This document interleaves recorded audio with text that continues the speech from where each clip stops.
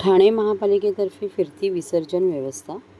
ठाणे महापालिका क्षेत्रात यंदा गणेशमूर्ती विसर्जन करण्यासाठी 6 फिरत्या विसर्जन व्यवस्थांची व्यवस्था करण्यात आली आहे. या महापालिका आयुक्त सौरभ राव यांच्या संकल्पनेतून ही व्यवस्था तयार झाली असून त्याचे लोकार्पण त्यांच्या हस्ते महापालिका मुख्यालयाच्या प्रांगणात करण्यात आले. विसर्जनाची व्यवस्था असलेला हा ट्रक ठरलेल्या वेळी वेगवेगळ्या ठिकाणी फिरणार आहे.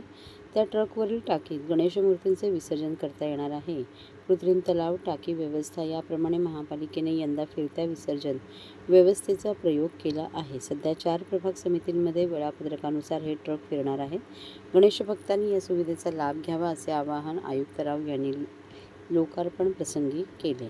त्यांच्या निर्देशानुसार ठाणे महापालिका क्षेत्रात बांधकाम विभाग, पर्यावरण विभाग आणि घनकचरा विभाग यांनी विसर्जन व्यवस्थेचे नियोजन केले आहे. त्यात 9 विसर्जन घाट, 15 कृत्रिम तलाव, 10 मूर्ती स्वीकृती केंद्र आणि 49 ठिकाणी टाकी विसर्जन व्यवस्था आणि 6 फिरत्या विसर्जन व्यवस्था यांचा समावेश केला आहे.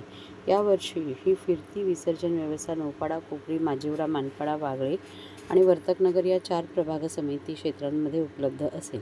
सकाळी 12 ते रात्री 10 वाजेपर्यंत प्रभाग समितीमधील विविध ठिकाणी ठराविक काळासाठी हे फिरते वाहन विसर्जन व्यवस्थेसह उपलब्ध राहील. त्यावरील टाकीमध्ये गणेशमूर्तीचे विसर्जन करता येतील. या विसर्जन व्यवस्थेचे वेळापत्रक ठाणे महानगरपालिकेच्या वेबसाईटवर पर्यावरणपूरक गणपती विसर्जन व्यवस्था 2024 या शीर्षकावर उपलब्ध करण्यात आले आहे, अशी माहिती मुख्य पर्यावरण अधिकारी मनीषा प्रधान यांनी दिली.